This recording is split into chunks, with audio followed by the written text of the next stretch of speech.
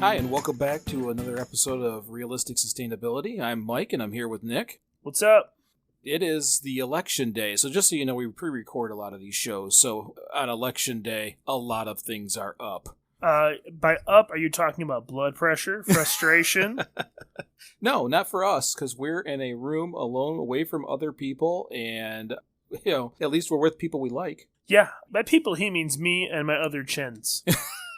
And we get to talk about things you like. Food! Well, I wasn't going to say it like that. Okay, I meant food. Today's episode is about food waste. Since we're coming into holidays and, you know, you're starting to get to the point where you're at the last bits of what you had left from the garden, you're starting to try to make a little more with a lot less. We're going to start discussing that food waste. And I figured, who is better to have that conversation with than you?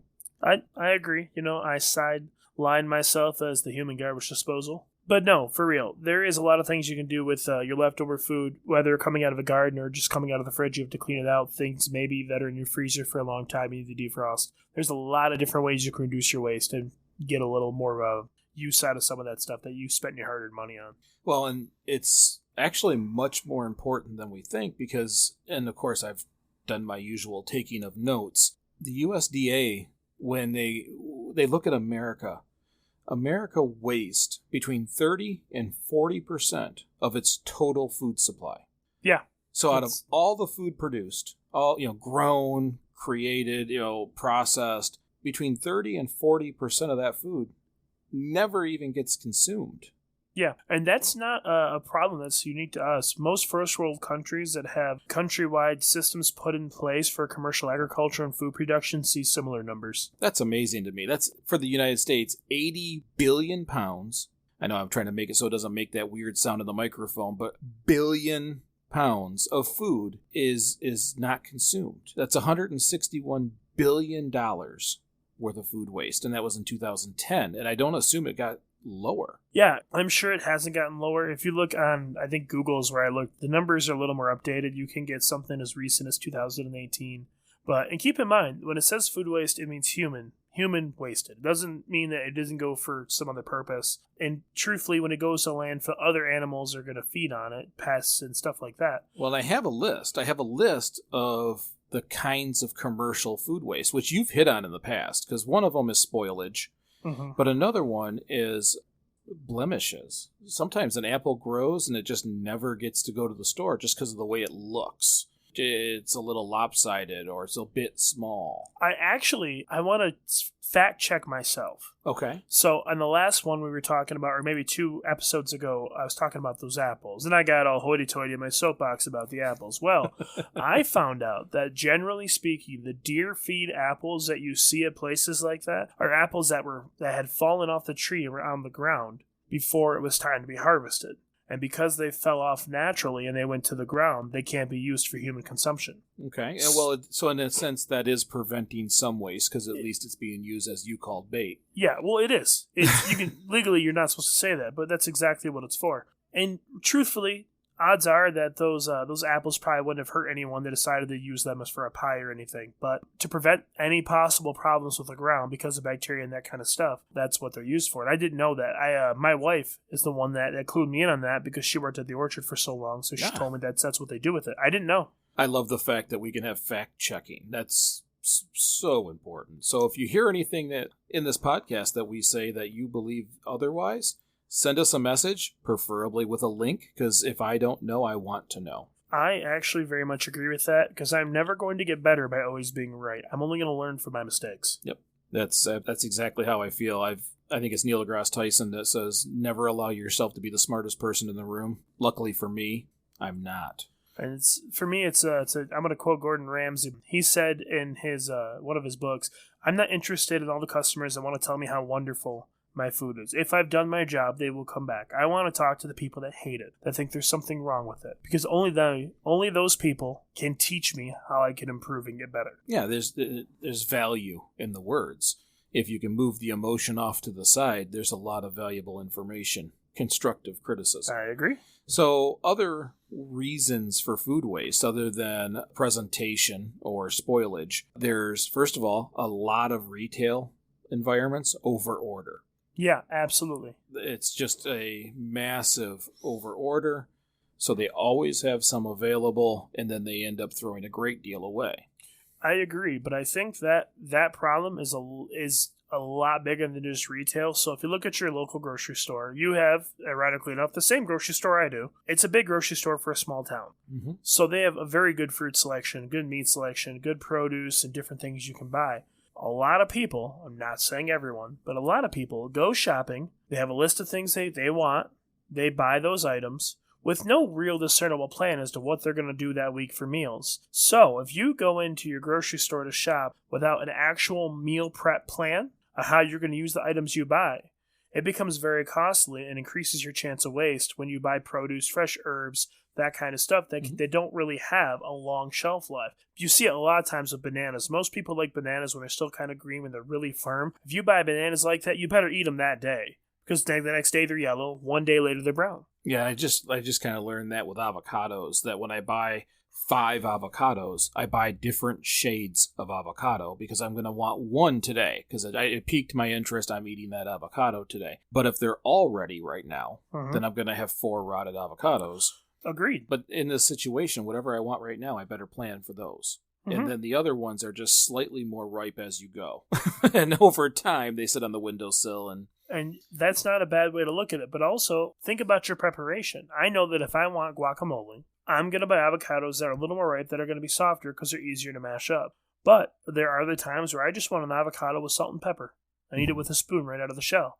I buy the firmest, hardest one I can find. Do you? Yeah, well, I do because I don't know when I'm going to eat it like that.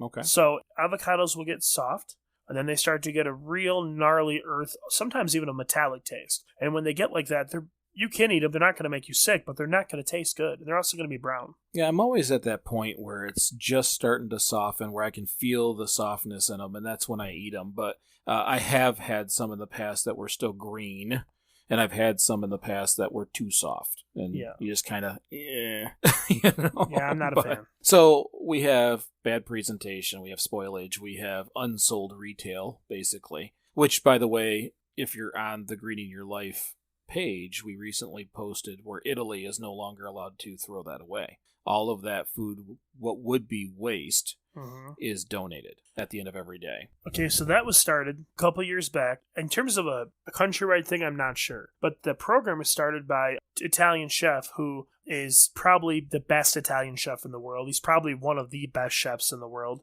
And he essentially has this amazing Michelin star restaurant. It's a 3 Michelin star restaurant that had been rated the best restaurant in the world 2 or 3 years in a row. And he decided that there's still food, a place where everything's by reservation only, where everything is pre-planned. There's still stuff that was prepped just in case, like mistakes happen, that would go to waste. So he got together with a couple other chefs and they started supplying the soup kitchen. And they would take all their leftover food that was never cooked or used and they'd cook it for the homeless. Okay. There's actually a documentary on Netflix about that called Theater of Life. I'm actually drawing a blank on his name right now. Well, here's the deal. After this is all said and done, send a link and we'll add it into this podcast at the bottom. His name is Massimo Bottura. Or remember it. But I think it's best if you still send a link because rewarding such good behavior is very important, I think. Yeah, he is one of the most amazing, in terms of a chef. Every field of expertise in this world, there are people that set themselves apart from it. And then there are the people that should have the notoriety that don't have it. When it comes to popular cooks and chefs, he is the Elvis Presley, if not the Elton John of the culinary world. He is eccentric and crazy and in love with life. And the things he does is just remarkable as a human soul and as a culinary professional. Yeah, so we definitely want to have that added in then. Other ways that waste happens is failed transportation. Absolutely. Cooler broke down on the road kind of thing. Things a lot of times held up at customs or, held up at inspection. There's insects, rodents, bacteria. Now, granted, USDA does allow a certain amount of insect parts and things like peanut butter. Yeah, well... And you have to. Honestly, when you're mass producing, you're going to get a rat hair here and there. Yeah, well, you also have to understand, though, and I'm going to sound... questionable because I'm going to say things people don't want to hear. You look at restaurants like the perfect environment for those things. You're literally giving them everything they need in one roof. It's natural that if a infestation of rodents finds out locally, a mouse, a rat, whatever you have, that they can get a meal there, it's natural that they're going to go there. Your job is to prevent them there or to kill them if you find them. Right. It's no different than your house. It's warm. There's yummy food. Lots of places to hide. Yep. On top of all of that, there's also production mistakes. Yep. And I like to talk about the dumb suckers, the little suckers that are barely any candy in them. You mean the free ones you get at the grocery store? Well, hey, that when you were a kid, I don't think they're free anymore, are they? At the Riverside of Montrose, they are. They always got a bucket of dum-dums for the dum-dums. Well, the mystery flavor.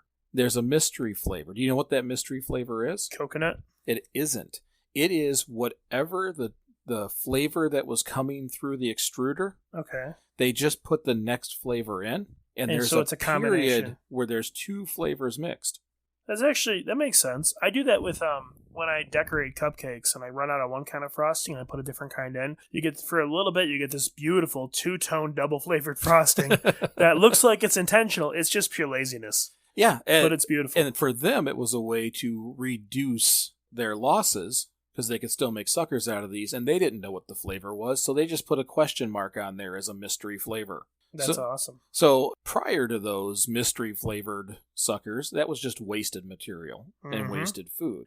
But I still find it absolutely mind-boggling that in the United States that up to 40% of the food that's produced, and that's not counting food that we produce that we turn to fuel. We meant it as food, and it never was eaten or consumed, and not, shifted to dog food.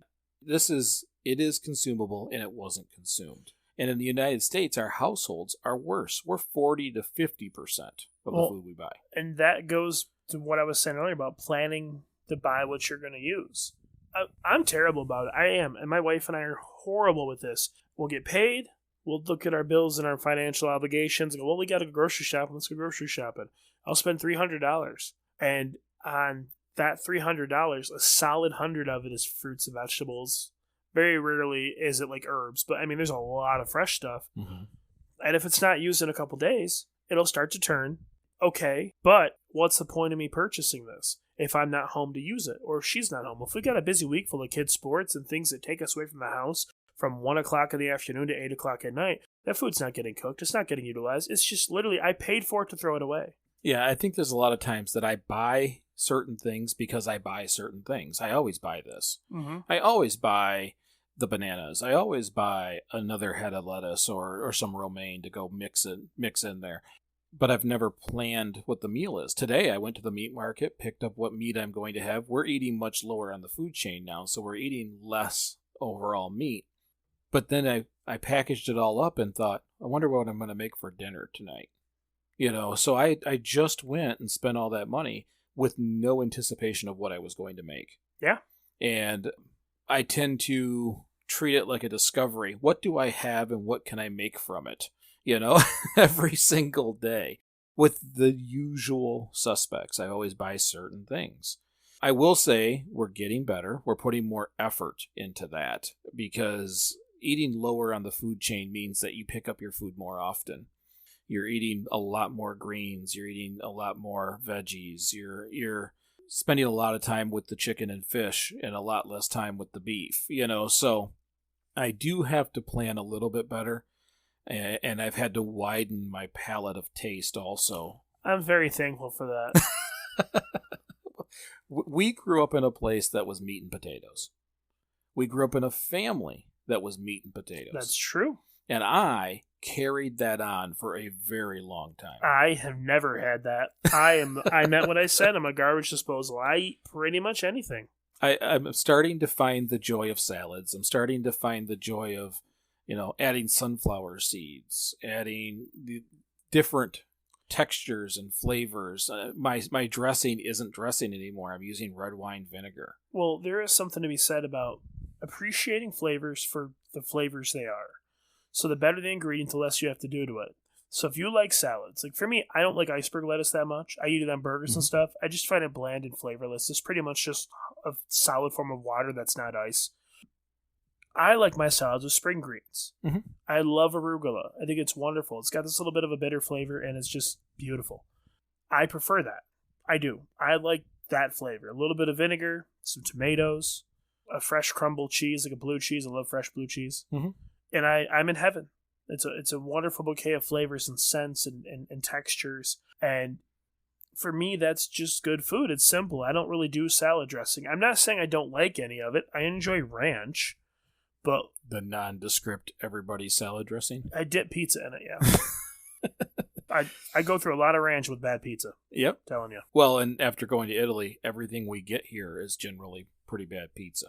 You're almost right. There are a few places that can still make a good pizza. Giuliano's in Bay City. There's still a handful of places that you can get a real pizza. It's just not the same when you come back. Oh, well, no, it's not, but it's not going to be. It's a total difference of culture in the way the food is produced, the way it's cooked. The ingredients? The ingredients. Okay, so the ingredients are huge because over there in those types of countries, a lot of stuff is locally sourced, locally grown, completely organic by nature. It's not, pumped up with pesticides, picked before it's actually ripe, and then allowed to ripen in a bag. Something that ripens on the vine versus what ripens in a bag is not going to have the same level of flavor and texture and vibrance. So a pizza there, we're talking like if you're getting a pizza in Italy, you're getting buffalo mozzarella, which means it comes from a buffalo, not a cow. You're getting buffalo mozzarella. You're getting beautiful, fresh made dough. You're getting a pizza sauce that's literally just a pureed tomato with some fresh herbs. It's never actually been cooked. Like, it's a beautiful, bright, vibrant sauce. Every pizza you get is life. It takes 90 seconds in a wood fire oven. Like, everything about it is life. It's an experience. Like, there's so much love and heart that goes into that. We don't have that kind of food here. You can get it. There are high-end restaurants that do produce that kind of stuff. I just mentioned Giuliano's. Giuliano's is not a fine dining place. It's a takeout pizza joint that makes Italian pizza, and it's excellent. Yeah, that's going to have to be a stop at, next time I go to Bay City then. They have one called the Don Corleone that is, it's like thick-cut, hearty Italian sausage, fresh tomato sauce, fresh mozzarella, and arugula. Amen. Well, so one problem I've run into with this slow dietary change that I'm trying to make is keeping the greens, keeping the peppers, keeping all that stuff fresher longer. Now, I've learned that if I take celery and if I take carrots and I cut them up into sticks, I can put them in water and they will last way longer than they would have just sitting out. Okay, well, in defense, they're roots. That makes sense. Right. Now, I've put a little bit of water in with the romaine, or the purple lettuce. And today, it was terrible. One of my two, I always say heads of lettuce. I don't know what you would call it when it's not round. But like with the romaines, had froze. It had slid to the back of the fridge, right where all the cold air comes out. And with the water on it, froze it, which turned the lettuce into more of a mush. It's practically garbage at that point. Yeah, I had to take large chunks of it off. I wasted this lettuce trying to preserve it. So my biggest problem is, how do I extend the life of some of these veggies? Okay, well, generally speaking of vegetables, any edible part of the plant that does not produce seeds, so it's not a fruit. With vegetables, it's not that hard. Because most of our vegetables, we're American, we eat our roots, potatoes, carrots, onions, that kind of stuff. They should last a good long time. Carrots have got to be in the fridge a very long time before they go bad.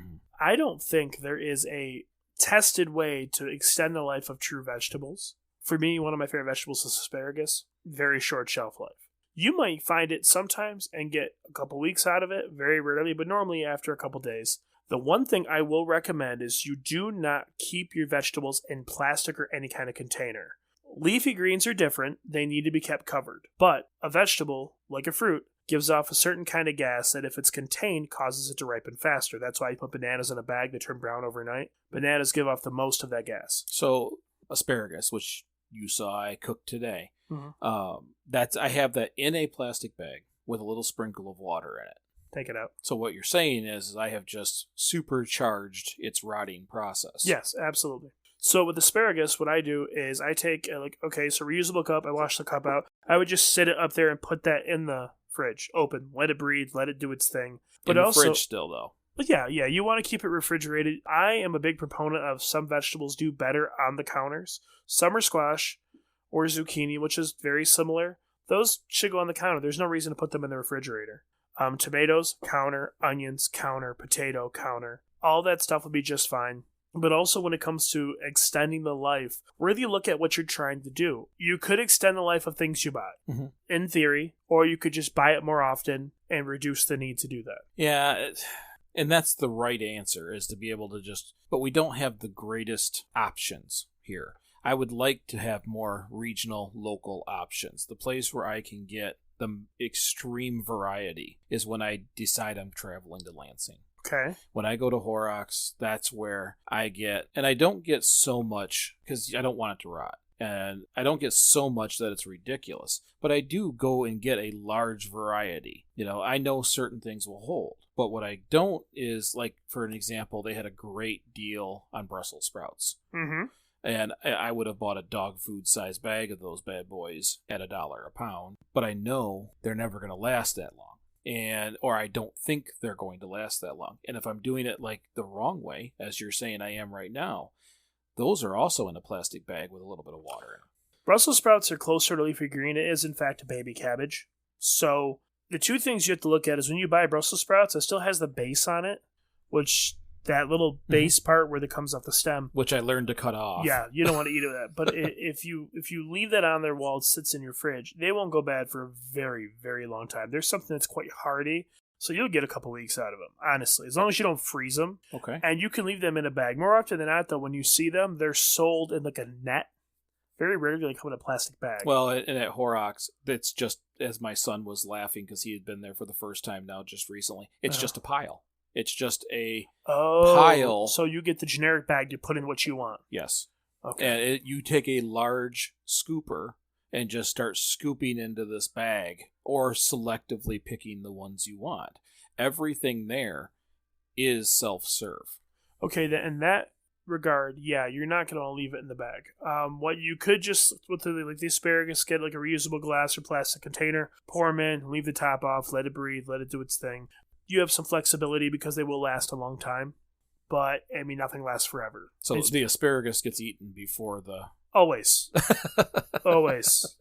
And don't ever allow the asparagus to get wet because it goes bad quick. So I need to get home, dry that, put it in a cup standing up with a little bit of water in the bottom? No water. No water. Dry as a bone. Well, yeah, I mean, it's a fridge. Your fridge inherently is cold charged air. It's gonna be damp just being in there. Okay. So we'll get that changed when I get home. But, okay, so we know the roots will last longer, the potatoes, which sit on top of the fridge, and if you leave them there long enough, will spring to life on its own. Grow more potatoes.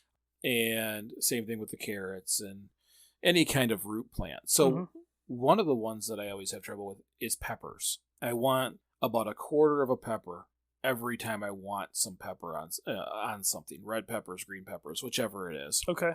Bell, for an example. So if I'm cooking something up or making salads, I'm always taking a portion off. Then I wrap it back up in plastic and I stick it back in the fridge.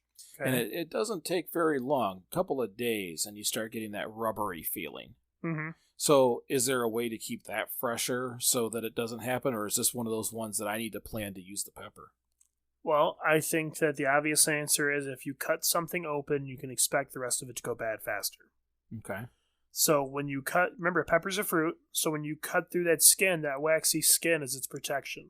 The flesh on the inside is going to start to degrade and lose moisture. You can, what I'd recommend is if you bought a bag of green peppers and you know you're going to use some for a salad, if you're going to saute some, fry them up, freeze them. Cut them up, get them the way you want to cook them, and then freeze them. I don't believe that when it comes to peppers and onions, it affects the flavor if you're just going to cook them in butter. Okay. Does it make them all like mushy and...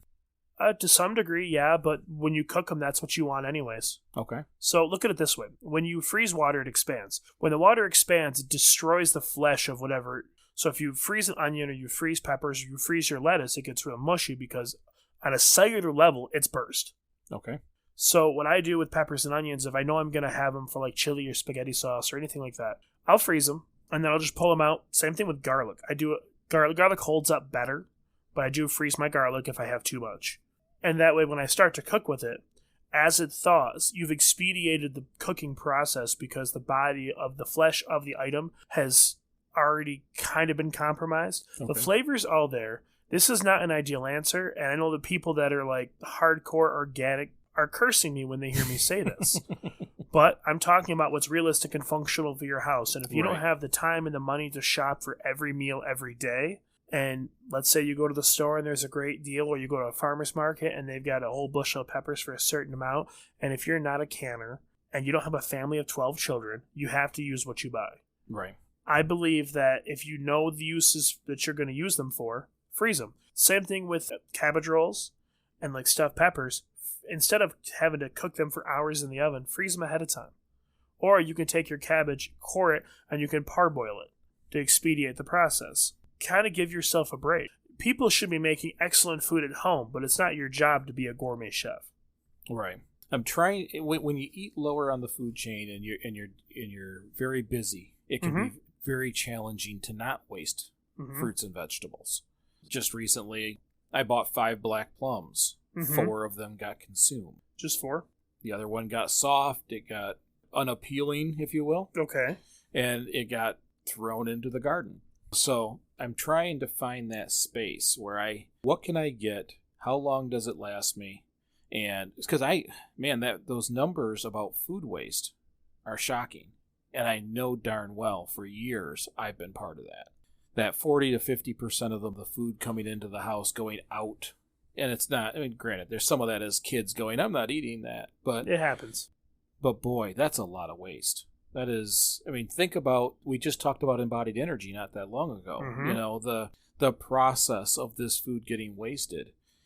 That is way worse than the single-use napkin. This is in some cases, a creature that was raised to a certain point, butchered, gone through its process, shipped out to come to my home to not be eaten, is terrible. Extra terrible when something died for me to not eat it. So I want to work on reducing that overall waste in general. Now, most of the meats, we're now slimming it down. We're not cooking nearly as much on purpose. Everybody gets their portion, and if they want extra of something, it's the other stuff on the table. We still have starches and that are fillers. And now I'm starting to do if the pepper's already cut, we cut it up into strips and it can replace or add to something. That's a great idea. There's nothing wrong with that. I mean, honestly, think about it. Like it's a fruit. It's not everyone's ideal fruit. It's not, strawberries or bananas or apples or oranges. But a pepper is a beautiful thing. And so if you have it and it's going bad, or it will eventually go bad, then slice it up and serve it to dinner. In my house, everyone but my daughter loves peppers. My daughter will not touch them with a 10-foot pole. Well, in my house, everybody has a color preference. Okay. So I have one son who will eat the heck out of all of them. I have another son who isn't going to eat any of them. And I have a daughter who will only eat the red ones. Well, the red ones and orange ones are a lot sweeter than the green ones. I can't blame her for that. I do use dinner sometimes as a garbage disposal. This stuff might be going bad. Let's cut it up and add it as a side. I think you should. I think that most people, if they were going to be honest with you, will tell you that at least once a week, if they're cooking every day, there is a throw-it-together meal. A what's in the fridge casserole. Your spaghetti? Oh no, you mean just what is left? Yeah, like you essentially build a meal out of whatever you have. That's how you use up leftovers and reduce waste. One of the things that I do a lot is I'll look in the cupboard and say, well, what do I have that I can use for some kind of sauce? I'm a big casserole person. Do I like casseroles? Not really. But do I understand that you can make one and feed 10, 12 people with almost nothing? Yes, I do. So I'll go in the fridge and say, well, I have 1 thawed chicken breast. 1. Okay, well, what do I have left? I got a half thing of green beans. Okay. Got a half an onion left over from when we did tacos or burgers. Like I never used it up. I've got a half a bell pepper in a Ziploc bag, or I've got 2 cloves of garlic, or I start picking and choosing all this stuff in my fridge. It's fixing to go bad anyways. And I start looking at things to do with it. Now, the obvious, easy answer is soup. Soup and casseroles, they go a long way. So you can do a lot of things with the ingredients you have. A lot of times it's going to be unconventional. You're never going to find a recipe you want on Pinterest and use garbage in your fridge to duplicate it. That's not the way it works. You use what you have to make something to provide for your family, and it's a bonus if it tastes good. So really the answer is plan ahead. Always. You want to reduce waste, plan accordingly. Always. Better education reduces waste. If you go grocery shopping with a plan and the secondary plan to execute the first plan, because that is a big part of it, you can say on Monday I'm making tacos. Well, on Tuesday we're having burgers. On Wednesday we're doing this. Well, let's be real about it. If you know you want tacos, start with burgers on day one and then make tacos. At the end of the week, if you have leftover taco meat and a half pound of hamburger you didn't use, looks like you're having chili. Right. I sound kind of rude, but I mean that. Be real about it.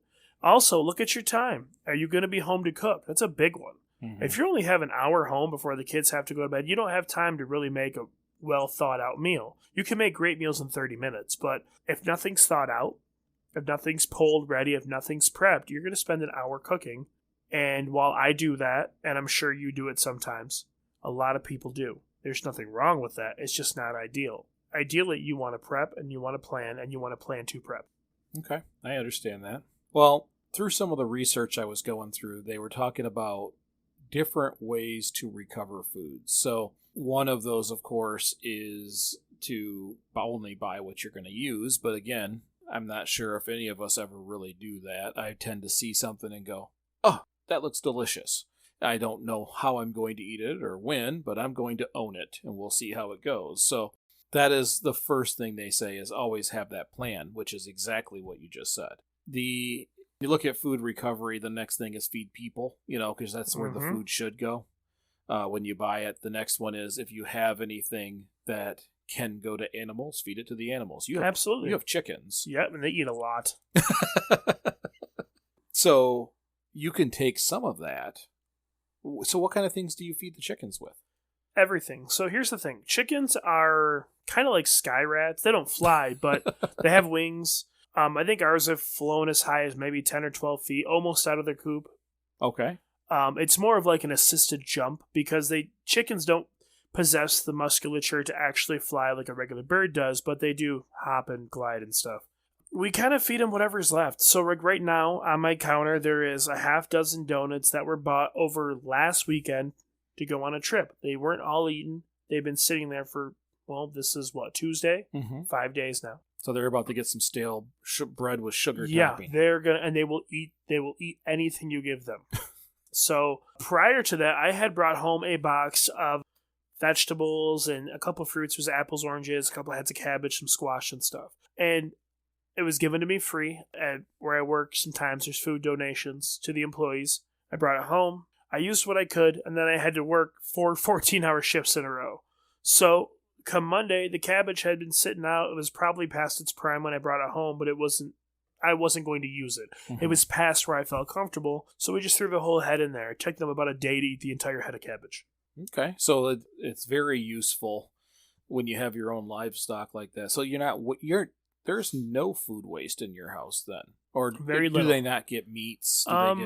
The food waste comes when someone doesn't think realistically about what they're going to eat, and this includes myself, and portions too much on a plate, or cereal's a big one, too much in a bowl, eats half, and then lets it sit there. Like, I'm not about to walk a half bowl of cereal with soggy Cheerios in it out to the chicken pen. It's not going to happen. Mm-hmm. If I dumped it on the ground, would they eat it? Absolutely. But I'm not going to do it.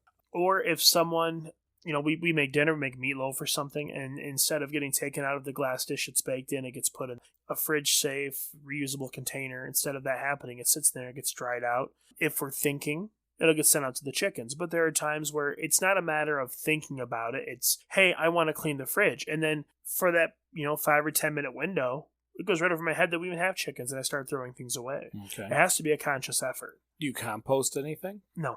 No? Is it primarily for smell or have no need? Okay, so when we were trying to garden, and I say trying because gardening takes a certain amount of work that we weren't willing to really think about and put in. Okay. I have nothing else to blame but our own laziness and ignorance to do it. When that was happening, I was taking eggshells and roasting them in the oven, pureeing them, and adding them to the dirt. And then there are often times where I'd have a friend of mine come over and he'd rototill up everything together. It's a really good idea and a good use if you're going to be growing a lot of things, or if you just want to add nutrients to the soil. It is a very good idea. I don't really believe that we have enough waste on a regular basis. Since we have chickens now, we would even need to do that. Right. And also, because of the smell, I do not want to hold on to it until there is enough. Okay. Well, that's understandable. For me, that I have the above ground beds Yeah, that absolutely. I've created that I filled only maybe a third the way up. Mm-hmm. So that as I have chopped up leaves, as I have banana peels and eggshells, they just get tossed into those gardens year round. And then at the beginning of every season, I till them back up. I lay down some fresh soil. It just helps keep nutrients, especially when you're growing over and over and over again in an isolated area. It pulls so much from it. Even if I'm rotating the plants, it's going to take a lot from the soil. So I want to put as much back as I can. Well, it does, and it takes. I'm not going to say that it takes more, but you see more of an effect with the way you garden because they are raised beds, because they're not in the ground, because they're not having that natural interaction with all the bugs and pests. And I know you get some, but the amount that you have in your yard in the grass versus what you have in the raised bed is going to be different. It's not going to be the same because you've created a whole separate ecosystem up here. Yep, with lots of worms. Yes, lots of worms and some rabbits because they can jump. Yeah. Yeah, you had to bring that up. I had to bring it up. And whatever that other creature, woodchuck, beaver creature. Woodchuck, not a beaver. No, it's not something that you would necessarily have to really think about. I did a lot of reading in preparation for this podcast. I did a lot of reading on monoculture agriculture and then monocrop agriculture, which essentially is the same thing, but depending on how long it happens and whatnot. Because I believe that the best way to garden is to do a variety of things because each item offers the soil something different. And also when you do it naturally with planning and preparation, the right combination of plants can prevent certain kinds of predators or pests, if you will. Now, but I did this year for the first time companion plant. Good. It was an utter failure. Well, that's how you learn. Sorry, go ahead. No, you're fine. I love how well your garden goes on a personal level because I get to eat the food, and oh my Lord, anyone that hears this, his grape and cherry tomatoes are delicious.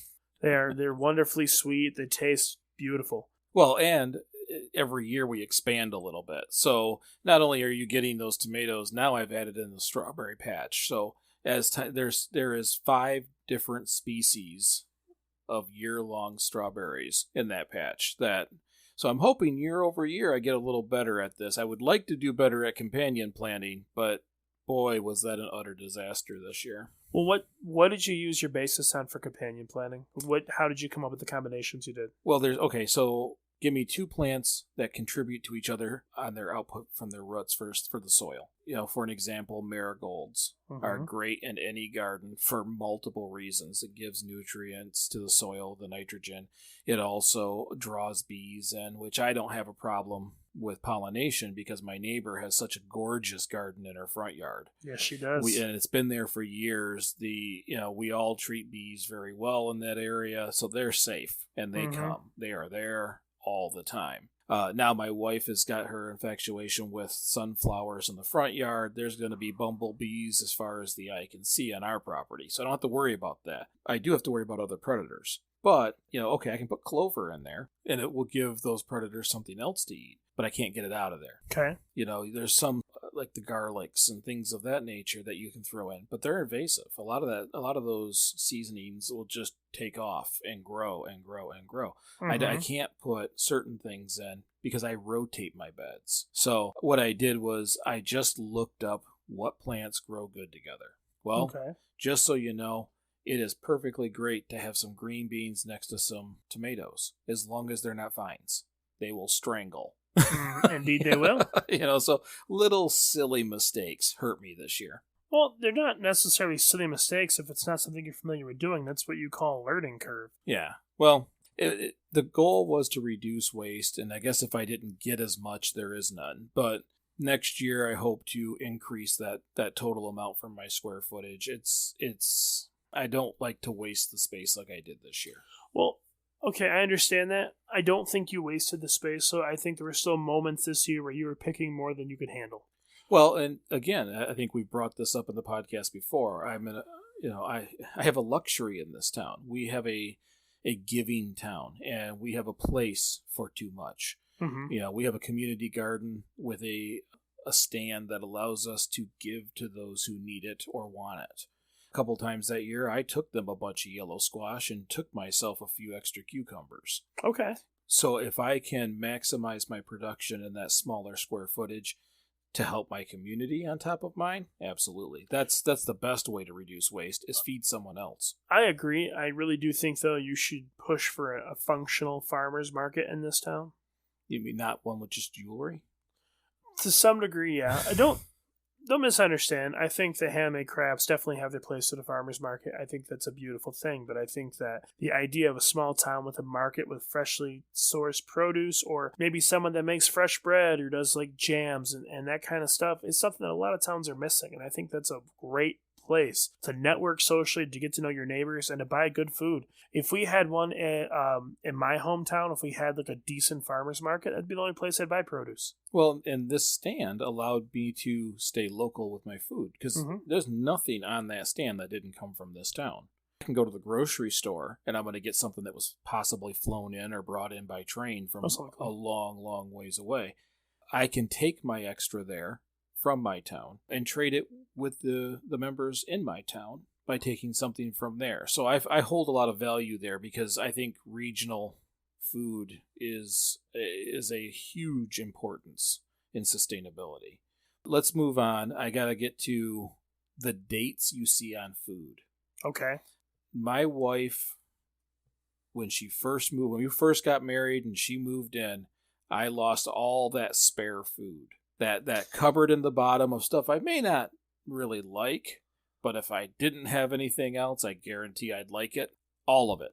She went through date by date by date, took all of it and threw it out. Okay, so in the topic of food waste, this is a very touchy subject. Not what your wife did, but the shelf stable. It's a little touchy. This is good till 1995, but it was made in 1989 kind of food. This country specifically has an issue with the concept of running out of food. Now, you can make your jokes, well, that's why we're all fat and stuff like that, but there is literally almost no business that you can go to in this country without finding something to eat. Mm-hmm. And so, if you're going to your insurance, doctor's office, I guarantee there's a vending machine, there's a candy box, there's something you can stick in your gullet.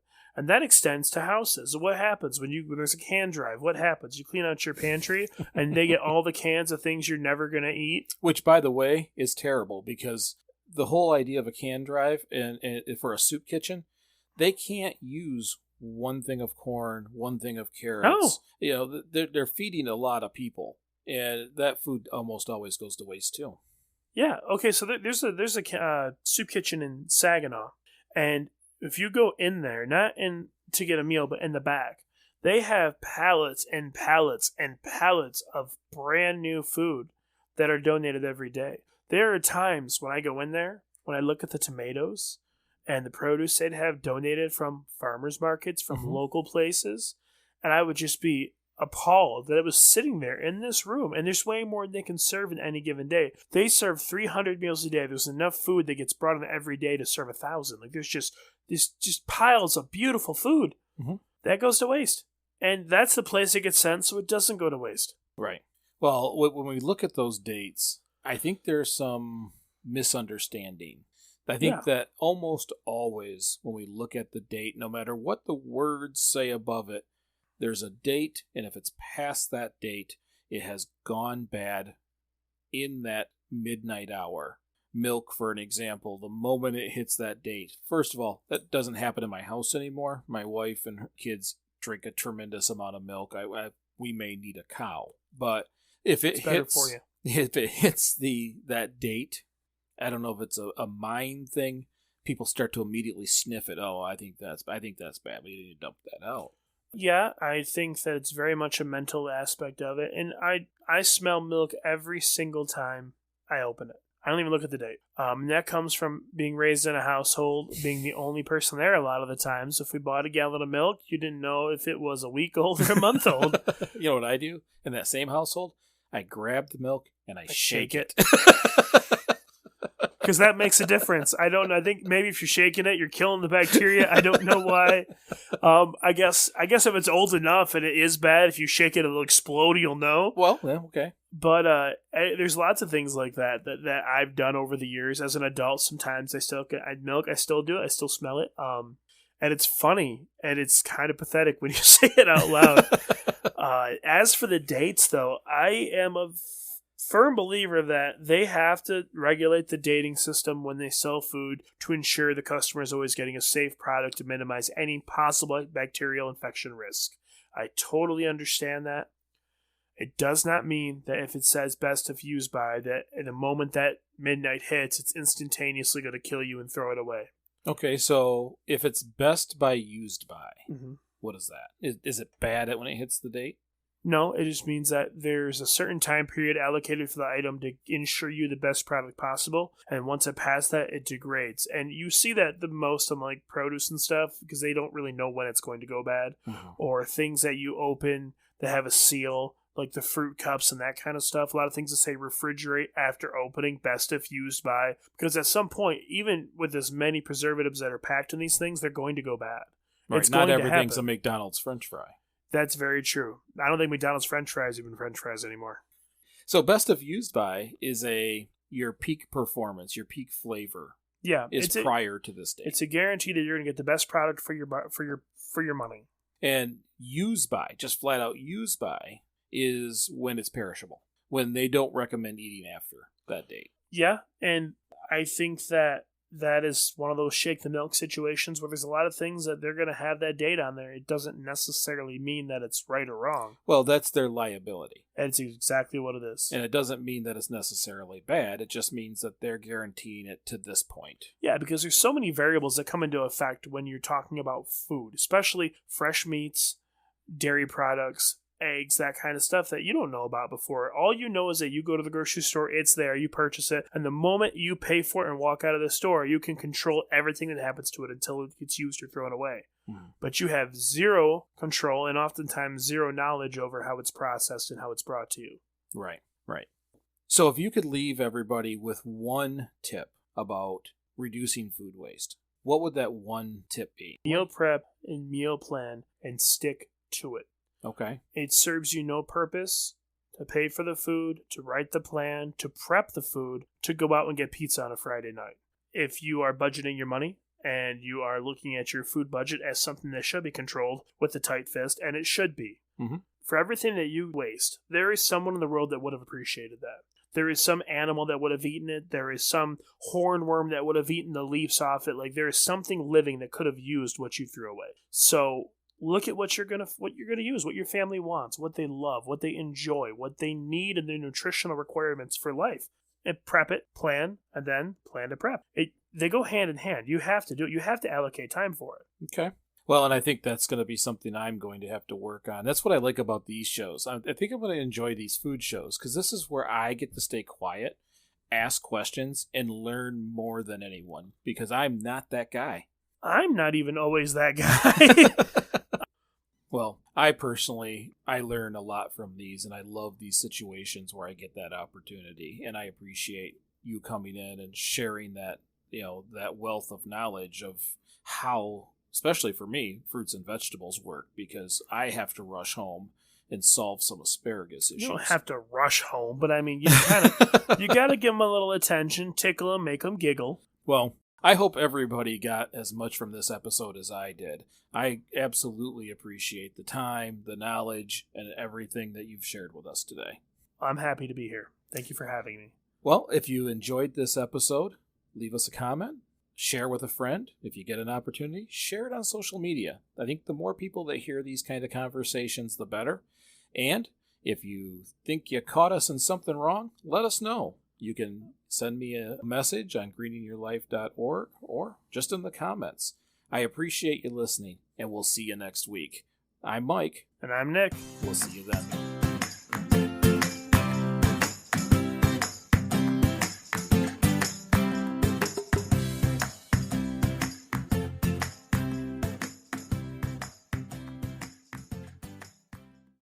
This episode is brought to you by Indeed. When your computer breaks, You don't wait for it to magically start working again. You fix the problem. So why wait to hire the people your company desperately needs? Use Indeed's sponsored jobs to hire top talent fast. And even better, you only pay for results. There's no need to wait. Speed up your hiring with a $75 sponsored job credit at Indeed.com/podcast. Terms and conditions apply. What's going on, everybody? My name is Rob, and I'm the host of The Curated Culture, a weekly podcast dedicated to dissecting the latest and greatest news from around the world of tech and pop culture. Now, we all know the internet can be a busy, noisy place, so let us calm that noise for you. Join us as we discuss the latest and greatest topics from the people and sources that matter most.